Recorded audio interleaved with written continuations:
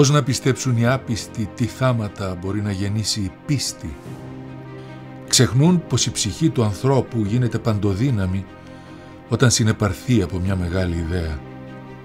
Τρομάζεις όταν ύστερα από πικρές δοκιμασίες καταλάβεις πως μέσα μας υπάρχει μια δύναμη που μπορεί να ξεπεράσει τη δύναμη του ανθρώπου.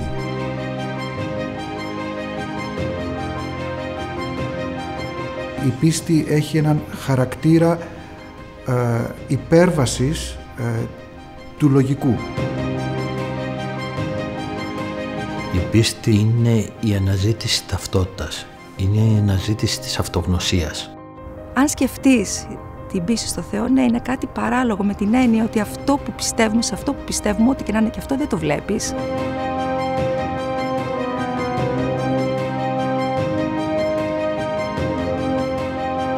Η σημασία της πίστης μπορεί να διακριθεί σε τρία επίπεδα. Το πρώτο είναι εκείνο της παραδοχής. Οι άνθρωποι οι οποίοι παραδέχονται κάτι σαν αναμφισβήτητη αλήθεια. Η δεύτερη σημασία είναι εκείνη της αφοσίωσης και έχει κυρίως να κάνει με συναισθήματα ανθρώπου, είτε προς άνθρωπο είτε προς ένα όν έξω από τον εμπειρικό κόσμο. Και η τρίτη σημασία είναι η εμπιστοσύνη. Σε όποιον πιστεύουμε, αυτόν τον εμπιστευόμαστε κιόλας.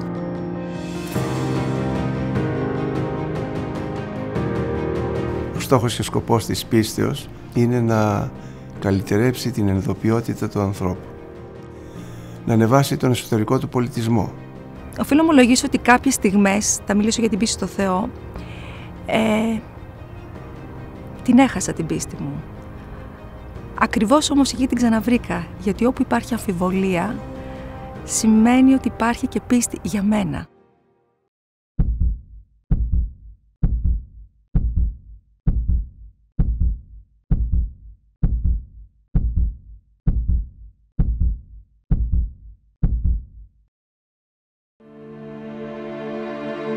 Είναι δύσκολο να είσαι άνθρωπος. Προδίδεσαι. Χρησιμοποιείσαι. Είναι δύσκολο να είσαι άνθρωπος. Μα πιο δύσκολο είναι να σβήνεις μέσα σου. Να μην έχεις που να στραφείς. Να μην ξέρεις γιατί χτυπάει η καρδιά σου. Η πίστη είναι ένα είδος εμπιστοσύνης που δείχνεις. Εμπιστοσύνη σε έναν Θεό, εμπιστοσύνη σε έναν άνθρωπο, εμπιστοσύνη σε μια ιδεολογία. Η πίστη είναι εμπιστοσύνη. Η πίστη είναι κάτι βαθιά ριζωμένο μέσα σου, γιατί είναι η ανάγκη σου. Έτσι λοιπόν η ανάγκη αυτή δεν αλλάζει εύκολα με τη λογική. Η πίστη είναι να αφήνεσαι σε κάτι επειδή εμπιστεύεσαι τη ζωή σου, την ηρεμία σου, το χαρακτήρα σου πάνω σε αυτό. Ο Άγιος Ιωάννης ο Χρυσόστομος μας λέει ότι η πίστη είναι το λιμάνι μέσα στο οποίο αναπαύεται η ψυχή του ανθρώπου. Αποτελεί την βακτηρία, το μπαστούνι, το οποίο στηρίζει τον άνθρωπο στις δύσκολες στιγμές της ζωής του. Μας λέει επίσης ότι είναι εκείνη η οποία τον αναπαύει όταν οι λογισμοί του κόσμου αυτού τον οδηγούν σε αδιέξοδο, τον ζαλίζουν, του απομυζούν όλη την φρεσκάδα και την δημιουργικότητα. Έρχεται η πίστη η οποία τον ξεκουράζει και συγχρόνως οδηγεί σε έναν ησυχασμό, αν μπορούμε να το πούμε έτσι, την ψυχή του. Δηλαδή η ψυχή του ησυχάζει, γαληνεύει. Η πίστη, κατά την σκέψη και των πατέρων της Εκκλησίας, είναι ένα βίωμα. Είναι ένα βίωμα το οποίο γεννιέται μέσα από την συνάντηση του ανθρώπου με τον εαυτόν του.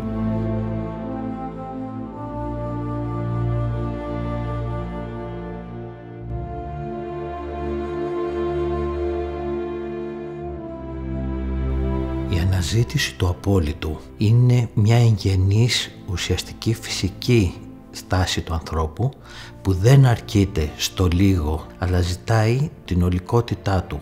Αυτό το ολικό είναι η πίστη και η αναζήτηση της πίστης, γιατί η γνήσια πίστη ποτέ δεν είναι κλειδωμένη, ποτέ δεν αρκείται σε αυτό που της έχει δοθεί. Η γνήσια πίστη είναι μια διαρκής αναζήτηση και επομένως αυτό είναι που επιτρέπει στον άνθρωπο να ψάχνει διαρκώς περισσότερο, να ανακαλύπτει την ίδια του την ύπαρξη, την ίδια του την οντότητα.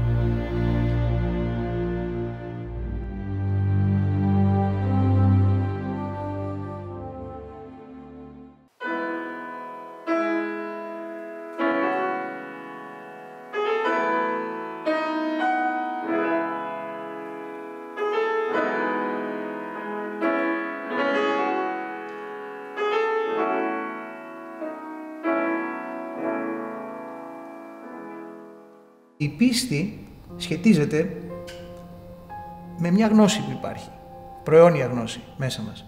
Βέβαια την αντιλαμβανόμαστε μέσα από τη δράση. Γι' αυτό αν κανείς θα ήθελε να πει τι είναι η πίστη, με μια λέξη θα μπορούσε να πει δράση.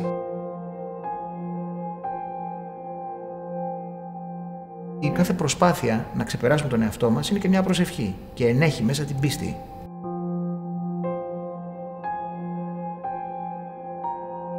Η πίστη όμως, καθώς βεβαιωθεί μέσα στον άνθρωπο, αρχίζει και δημιουργεί μια εσωτερική κατάσταση και ένα εσωτερικό πολιτισμό που αν τον αναπτύξει ο άνθρωπος σιγά σιγά, τότε θα βρεθεί σε άλλα επίπεδα κατανόησης του κόσμου που ζει. Γιατί το σπουδαιότερο είναι ζούμε μέσα σε έναν κόσμο. Τον αντιλαμβανόμαστε βλέποντας τον ήλιο ή έχοντας την πλάτη στον ήλιο. Αν έχουμε την πλάτη στον ήλιο, ακολουθούμε τη σκιά μας. Αν έχουμε όμως το πρόσωπο στον ήλιο, η σκιά μας ακολουθεί.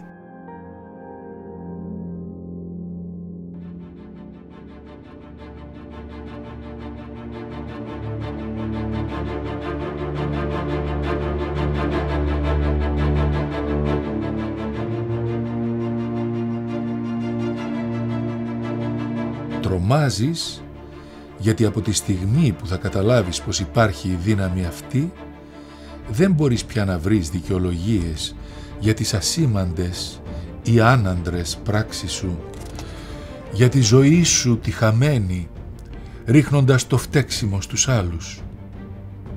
Ξέρεις πια πως εσύ, όχι η τύχη, όχι η μοίρα, μήτε οι ανθρώποι γύρω σου, εσύ μονάχα έχεις ό,τι κι αν κάμεις, ό,τι κι αν γίνεις, ακέραιη την ευθύνη. Και ντρέπεσαι τότε να γελάς, ντρέπεσαι να περιγελάς, αν μια φλεγόμενη ψυχή ζητάει το αδύνατο. Καλά πια καταλαβαίνεις πως αυτή είναι η αξία του ανθρώπου, να ζητάει και να ξέρει πως ζητάει το αδύνατο.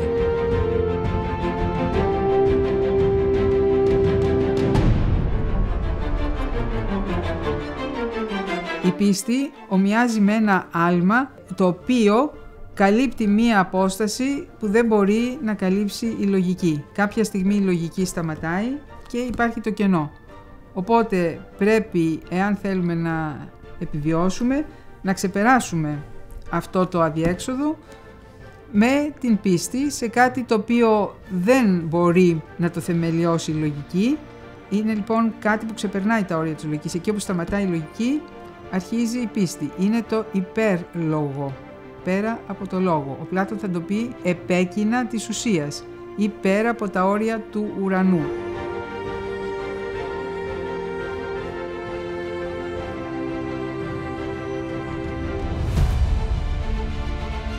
Ο Ινδιάνα Τζόνς ψάχνει να βρει το ιερό δισκοπότηρο και όπως φαίνεται μέσα από την ροή του έργου, το δισκοπότηρο θα πρέπει να είναι κάτι ταπεινό, όπως ταπεινές είναι οι ζωές των ανθρώπων και ταπεινός έγινε εκείνος που ήρθε να τους σώσει και χρησιμοποίησε βέβαια το δισκοπότηρο.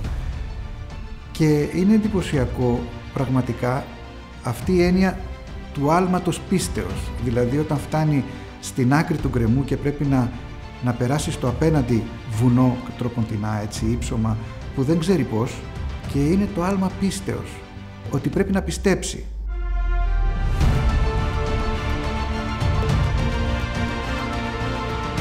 Και ποιο είναι αυτό το άλμα πίστεως? Είναι αυτό το άλμα που πρέπει να κάνει ο άνθρωπος εάν θέλει πραγματικά να νιώσει τι σημαίνει πίστη, ένα άλμα να βγει έξω από τον εαυτόν του,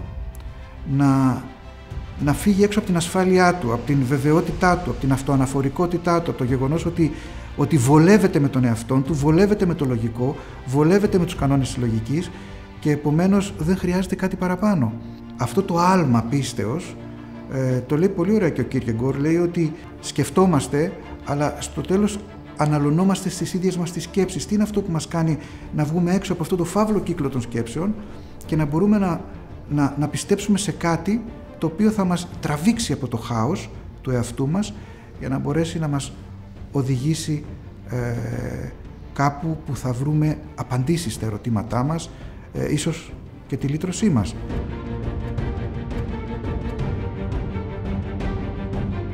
Αυτό λοιπόν το άλμα της πίστεως είναι πολύ δύσκολο να γίνει, γιατί πρέπει ο άνθρωπος να απογοητευτεί προηγουμένως από την αυτοτέλειά του.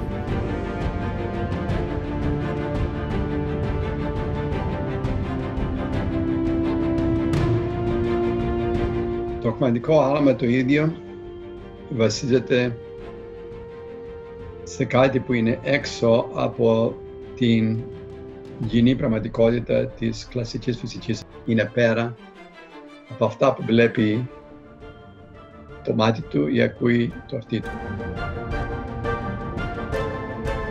Η πίστη στο ότι υπάρχει κάτι πέρα από το φυσικό, και δεν μπαίνω στο μεταφυσικό, αλλά λέω πέρα από το φυσικό, κάνει το φυσικό, κάνει τον επιστήμονα, κάνει τον βιολόγο, να λέει ότι μπας και δεν είναι τα πράγματα έτσι ακριβώς που τα λέμε.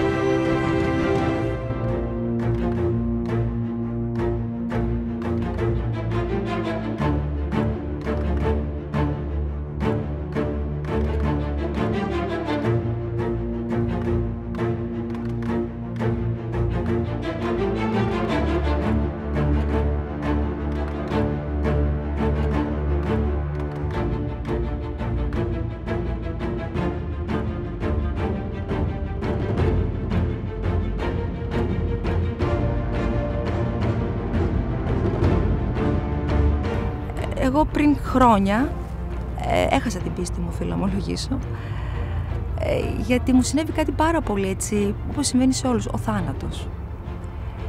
Θεώρησα λοιπόν ότι αυτό είναι κάτι πάρα πολύ άδικο και πάρα πολύ σκληρό και είχα θυμό. Εκεί ακριβώς όμως, με το θυμό και την αμφιβολία, ήρθε ξανά η πίστη. Είχα ανάγκη λοιπόν, εγώ ίδια να πιστέψω, ότι υπάρχει κάτι που αυτό το κάτι θα με ενώσει κάποια στιγμή με αυτό που έχασα.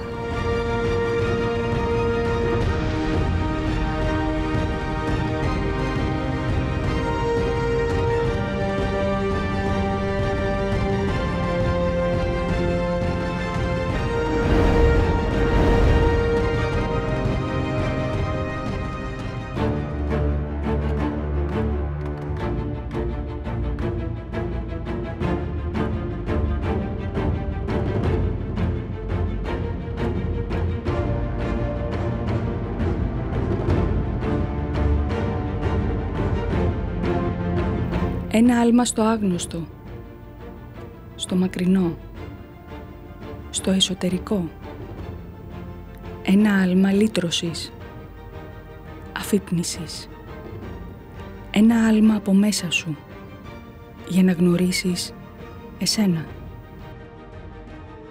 υπερβαίνοντας εσένα.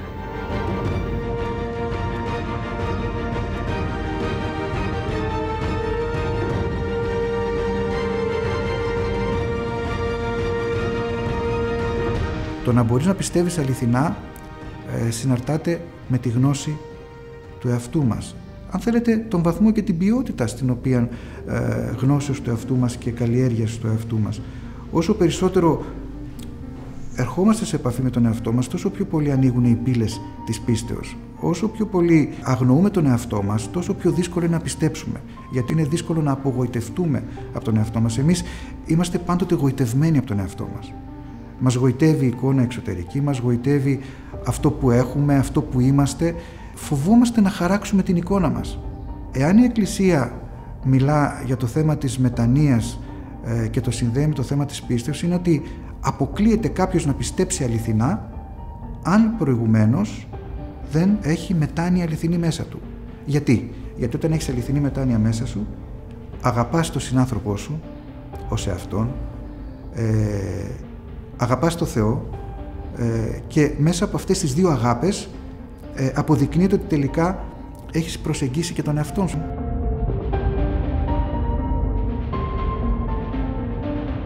Εμείς στο σπίτι μου στη Δράμα μεγαλώσαμε με έναν μικρό κήπο που είχε τα πάντα και με πίστη στις παραδόσεις.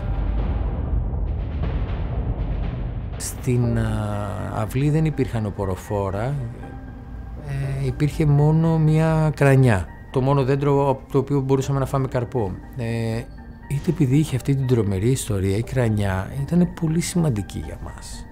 Ο Δούριος Ίππος υποτίθεται ότι φτιάχτηκε από κρανιά. Η Κύρκη υποτίθεται ότι έδωσε κράνα στους συντρόφους του Οδυσσέα για να τους μετατρέψει σε γουρούνια. Ο Δίας κρατούσε ή από κρανιά ή από δρύς το σκύπτρο του. Κάποια στιγμή είχε πει ο δάσκαλος στο σχολείο ποιος θα φέρει μια βέργα στην τάξη. Εκείνη τη στιγμή ακαριέα είπα εγώ, γιατί είχα το ιδανικό ξύλο. Οπότε πηγαίνω στο σπίτι και λέω στον πατέρα μου ότι θέλω να μου κόψεις ένα ωραίο κάπως χοντρό αλλά ίσιο κομμάτι από την κρανιά. Μετά θα το ξεφλουδίσουμε για να μπορέσουμε να το κάνουμε για τη βέργα για την τάξη. Και μου είπε ότι δεν γίνεται να μου κόψει και να μου δώσει ξύλο το οποίο θα χρησιμοποιηθεί για βέργα στο σχολείο.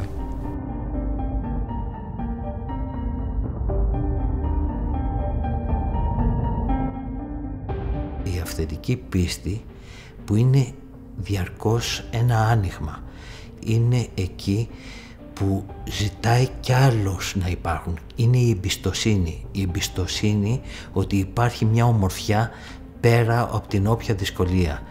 Υπάρχει μια δυνατότητα και ένας ορίζοντας πέρα από τα όποια τύχη. Είναι η πίστη που λέει ότι πέρα από όλα τα χάλια που έχουμε ως άνθρωποι υπάρχει μια ομορφιά την οποία αναζητώ. Και άρα η γνήσια πίστη εκφράζεται μέσα στο ευχαριστιακό βίωμα που είναι ότι κάθε ανάσα μου είναι ένα ευχαριστώ για αυτά που έχω βιώσει.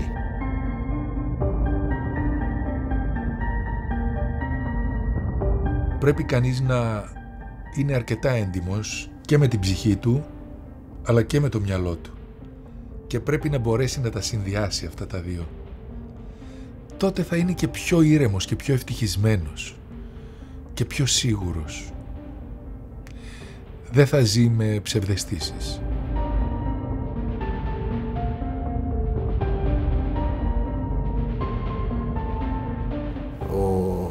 Ληστής, ο καλός, έχει μια νότα που ανεβαίνει στο Θεό και ο κακός ληστής αντιπροσωπεύεται με μια νότα που πηγαίνει στο βάθος.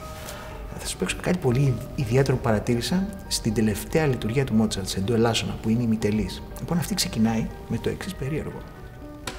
Ξεκινάει από τη νότα ντο. Η νότα ντο, όπως ίσως ξέρετε και στο πιάνο, έχει μια κλίμακα η οποία παίζεται μόνο σε άσπρες νότες και θεωρείται η πιο αγνή νότα κοντά στο Θεό, ας πούμε, τονικότητα. Λοιπόν, ξεκινάει με αυτή, αλλά δεν ξεκινάει με την ντο μίζωνα, αλλά ξεκινάει με την ντο ελάσσονα που είναι στενάχωρη, δηλαδή σαν κάτι να έχει πάει στραβά. Ωραία. Ξεκινάει με την ντο και αρχίζει και πέφτει. Πέφτει μάλιστα με ανάποδους αριθμούς, με 4, 3 και 2 αποστάσεις, δηλαδή κάνει 4 νότες πτώση, μετά 3 νότες πτώση, μετά 2 νότες πτώση και φτάνοντας στο τελευταίο και πιο μακρινό σκαλί από αυτό το οποίο ξεκίνησε από τον ντο, αλλά δεν πάει στον ντο, πάει στο ρε, το πιο χαμηλό που μπορεί να φτάσει, χωρίς να ενωθεί με τον ντο. Αρχίζει έναν αγώνα αδυσόπιτο, έτσι, πολύ κουραστικό. Και προσπαθεί.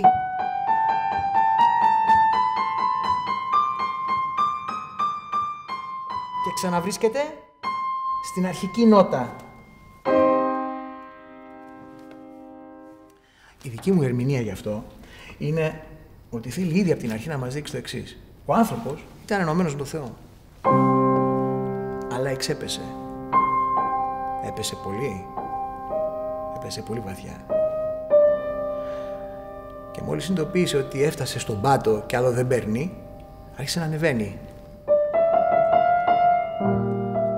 Και να ανεβαίνει. Αλλά η άνοδος δεν ήταν εύκολη, είναι ζώρικη.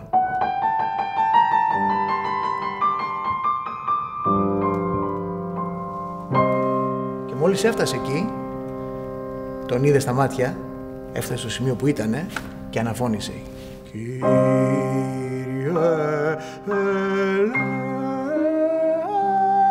ελέησον. Αν το σκεφτείς έτσι, είναι τρομερό.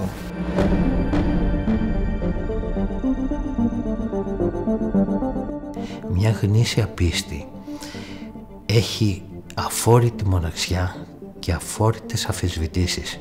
Αλλιώς δεν είναι αληθινή. Ούτε αυτό αφορά μια περίοδο ζωής. Αφορά πολλές διαφορετικές στιγμές της ζωής. Γίνεται ένα update της πίστης, γιατί διαρκώς έρχονται καινούργια στοιχεία στη ζωή του ανθρώπου που βάζουν νέα ερωτήματα, άρα η πίστη όπως την έχεις στην προηγούμενη φάση σου δεν επαρκεί. Αυτό που επομένως ζητείτε είναι μια διαρκής αφισβήτηση, μια διαρκής αναζήτηση, και αυτό διαφέρει ακριβώς την γνήσια πίστη από την πλασματική. Ενώ η αυθεντική πίστη είναι το άνοιγμα που ζητάει τους ανοιχτούς ορίζοντες. Είναι η επιθυμία για πέταγμα. Είναι αυτό που σου δίνει τη δυνατότητα να υπερβείς την ατομικότητά σου και να ζητήσεις κάτι πολύ πιο πέρα από σένα, που αυτό όμως δεν είναι μια φυγή, αλλά είναι μια καταξίωση της ίδιας σου της ύπαρξης.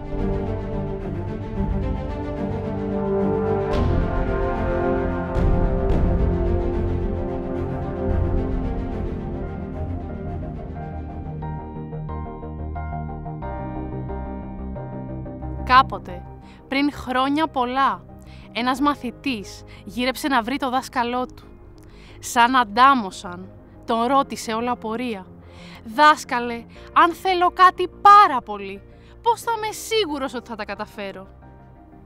Εκείνος δεν του απάντησε. Μόνο καθώς προχωρούσαν, τον οδήγησε σε μια λίμνη. Στάθηκαν για μια στιγμή και εκεί που θαύμαζαν τα γαλανά νερά της, ο δάσκαλος έβαλε το χέρι του μέσα στα μαλλιά του μαθητή του και αμέσως τον βύθισε μες στο νερό. Εκείνος ταράχτηκε, τα φρύδια του σμίξανε, το πρόσωπό του μεγάλωσε, πάλευε με χέρια να αναδυθεί έξω από το νερό. Ο δάσκαλος όμως, ατάραχος, με την ίδια ακριβώς πίεση κρατούσε το κεφάλι του μέσα στο νερό. Και ενώ η ώρα περνούσε και περνούσε ξαφνικά, σαν να είδε μπροστά του ο μαθητής μια όρατη σκάλα, στην οποία θα έπρεπε να ανέβει και σκαλοπάτι νοερά. Αναδύθηκε και ανάσανε και του λέει «Τι κάνεις, δάσκαλε, πας να με πνίξεις?» «Όταν», του είπε ο δάσκαλος, «είσαι τόσο αφοσιωμένος όσο σε αυτή την ανάσα, τότε να είσαι σίγουρος ότι θα τα καταφέρεις».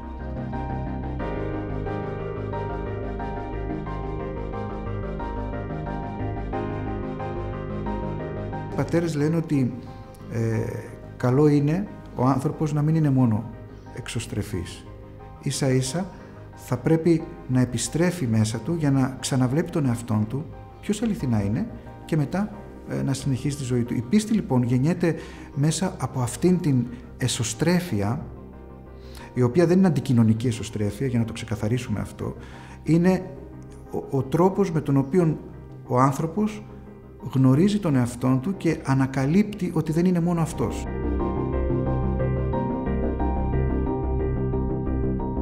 Πιστεύει ο άνθρωπος σε κάτι πέρα από τα ορατά, σε κάτι που δεν το βλέπει, σε κάτι που το προσδοκάει ενδεχομένως μετά θάνατον, ίσως και σε αυτή τη ζωή.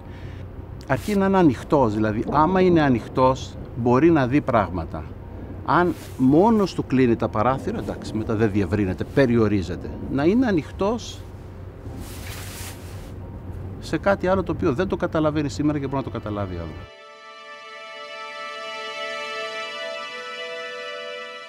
Η παρουσία, η προσευχή, η σιωπή, η βεβαιότητα, η σύνδεση, το άνοιγμα στον ουρανό, μέσα σου.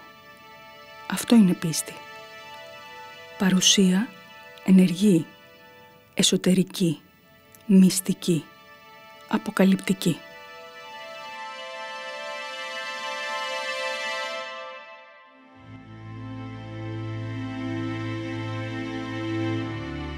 Αν θέλουμε να ξέρουμε ποια είναι η πίστη, το πιο εύκολο πράγμα είναι να ρωτήσουμε ποια είναι η αγάπη. Η αγάπη θα μας πάει στην πίστη, η πίστη θα μας πάει στην αγάπη. Νομίζω ότι αυτός που πιστεύει σε οτιδήποτε, το μόνο που έχει να κερδίσει είναι ελευθερία. Θα βάζω και μια άλλη λέξη δίπλα, την αγάπη. Η αγάπη είναι αυτή που σε οδηγεί στην πίστη.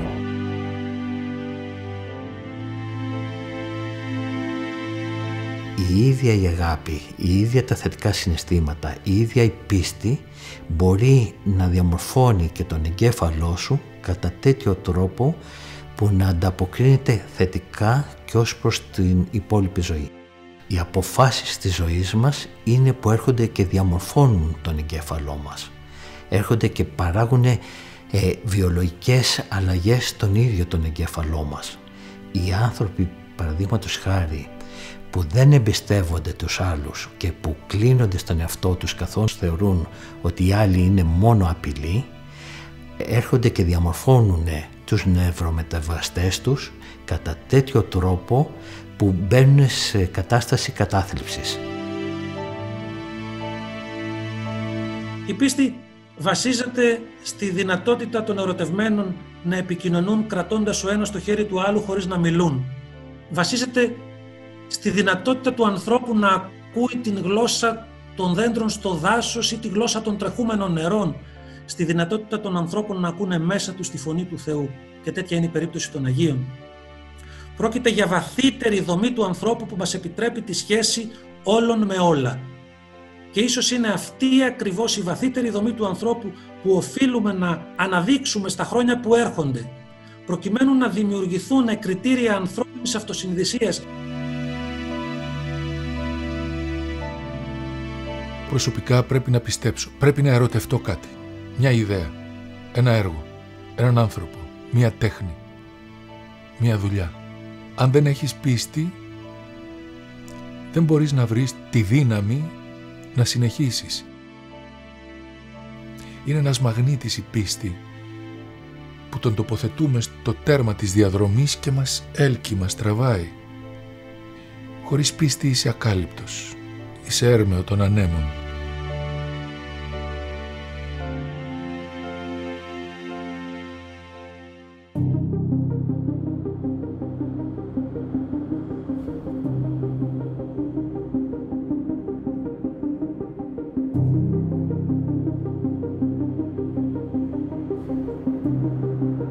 Η πίστη είναι αποδοχή. Από τη στιγμή που το αποδέχεις, αρχίζεις και το ψάχνεις. Αρχίζεις και το κοιτάς. Αρχίζεις και ψάχνεις και άλλους ανθρώπους. Και ουσιαστικά το σύνολο των εμπειριών σου, αυτό γίνεται επιγνωτική γνώση. Και ανεβαίνεις σιγά σιγά μέχρι εκεί που ίσως όλη η υπόστασή σου θα μπορούσε να αντέξει. Ο Θεός είναι εδώ. Ο άνθρωπος είναι στο Θεό.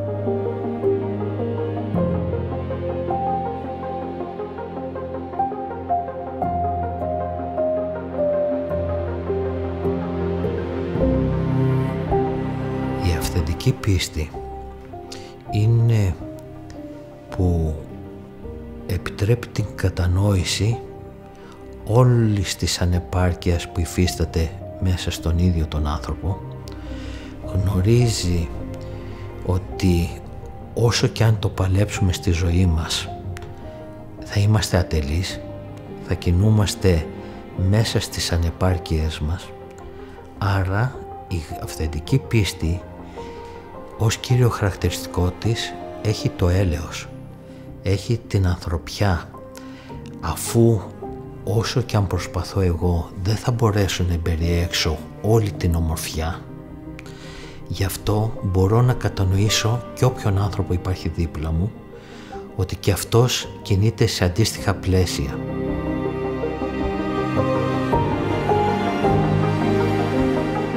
Η πίστη που αγαπά λευτερώνει, συναντά, αποδέχεται, αναγνωρίζει, ανυψώνει. Η πίστη που αγαπά ερευνά, ανακαλύπτει, επαναπροσδιορίζεται. Η πίστη που αγαπά δεν έχει χρόνο, ούτε χώρο. Κάνει το θαύμα. Βλέπει και με τα μάτια κλειστά.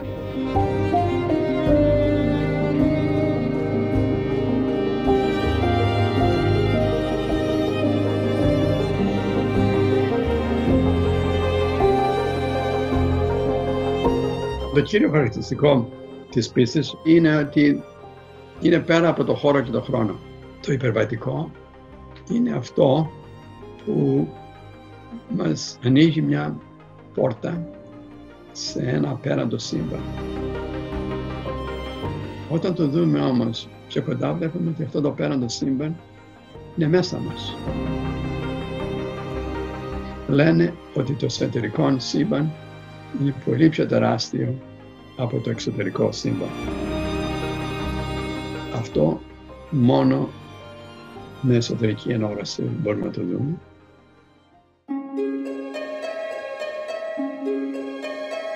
Θαύμα είναι εκεί που ανοίγει η πόρτα και βλέπεις πολλές άλλες δυνατότητες τις οποίες δεν φανταζόσουν ότι υπήρχαν. Αλλά προσοχή, το θαύμα προϋποθέτει την πίστη ότι μπορεί να υπάρξει. Δεν είναι μαγικό το θαύμα.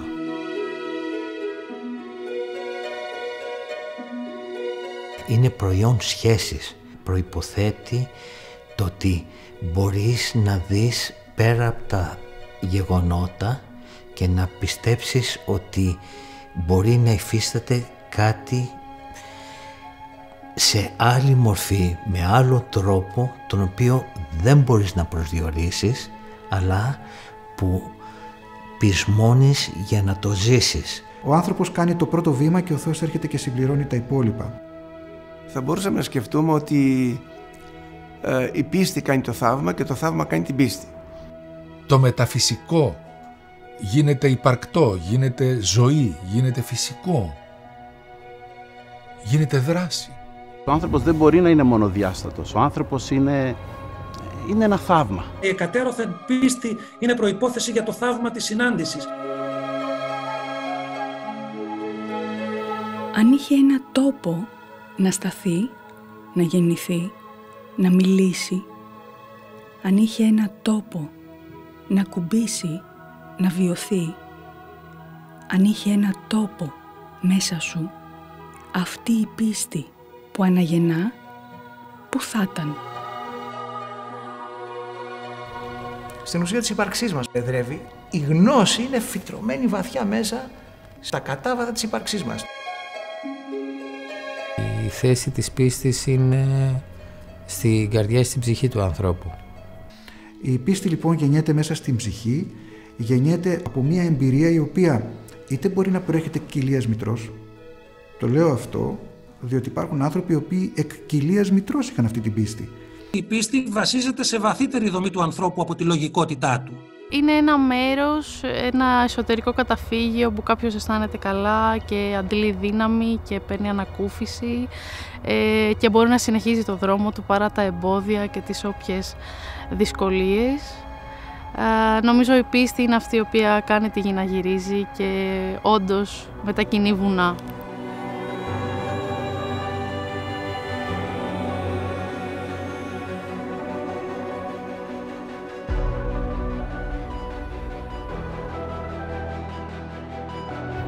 Χωρίς πίστη θα έλεγα έτσι μια ζωώδη ζωή, έτσι, σαν ένα ζώο, ξυπνάω, τρώω, κοιμάμαι. Το χωρίς πίστη μοιάζει πολύ με το σκοτάδι. Ξέρει πολύ καλά ότι υπάρχει το φως, απλώς το αποφεύγει. Ο Αλμπέρ Καμί δεν θρησκευόταν και έλεγε ότι ο άνθρωπος είναι, στο περίφημο έργο του Ξένος, είναι σαν ένας ξένος ρηγμένος πάνω στη γη και δεν πρέπει να περιμένει από κανένα όν έξω από αυτόν καμιά βοήθεια ή ας πούμε υποστήριξη. Όμως μπορεί να βρει τη χαρά τέλος πάντων όταν ο ένας άνθρωπος συμπαραστέκεται στον άλλον, δηλαδή να ενωθούν οι ξένοι, οι ρηγμένοι πάνω στη γη. Όταν δεν υπάρχει η πίστη, δηλαδή η εμπιστοσύνη, τότε πρέπει να το καλύψω με ένα διαφορετικό τρόπο. Τότε καταναλώνω, τότε ψάχνω τον τρόπο να καλύψω αυτό το κενό της έλλειψης εμπιστοσύνης σε κάτι και τότε πρέπει να αγοράσω σχέσεις, να αγοράσω αντικείμενα, να βρω τρόπο να εξουσιάσω. Εάν χάνω την πίστη μου επειδή έχω απογοητευτεί και ψάχνω να βρω ένα υποκατάστατο, αλλά το ψάχνω αυθεντικά και όχι να κλείσω μια πληγή, θέλω να σκάψω την πληγή μέχρι κάτω. Ενδεχομένως θα την ξαναβρω την πίστη μου. Εάν βεβαίως δεν ενδιαφέρομαι να σκάψω την πληγή μέχρι κάτω, τότε σε αυτή την περίπτωση ίσως δεν μου άξιζε αυτή η πίστη ή δεν ήμουν άξιος της πίστεως. Δεν είναι κακό να χάνουμε την πίστη μας. Είναι ευεργετικό στην περίπτωση που ο άνθρωπος αρχίζει και αναρωτιέται τι κάνει, γιατί συνέβη αυτό, πώς μπορεί να τα πάει καλύτερα στη ζωή του, ποιες λύσεις μπορεί να βρει, να γίνει πιο δημιουργικός με τον εαυτόν του. Δεν μπορεί να γίνει τίποτα χωρίς πίστη. Χωρίς πίστη, αυτό που θα επικρατούσε στον κόσμο θα ήταν ο θάνατος και όχι η ζωή. Χωρίς πίστη, όλα θα ήταν αδιέξοδο. Θα επικρατούσε μόνο φόβος. Η πίστη είναι αυτή που κρατάει το σύμπαν μαζί. Ένα άλλο όνομα για την πίστη είναι η αγάπη και ένα τρίτο όνομα για την πίστη είναι το φως. Το φως με την έννοια της ξυπνημένης συνειδητότητας. Της συνειδητότητας που βλέπει πέρα από τα μάτια της, πέρα από το εγώ.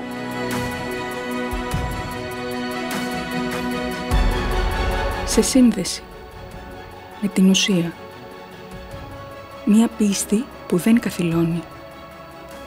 Σε κίνηση ανωδική, συνδετική, αποκαλυπτική της αλήθειας, της αγάπης, της σοφίας.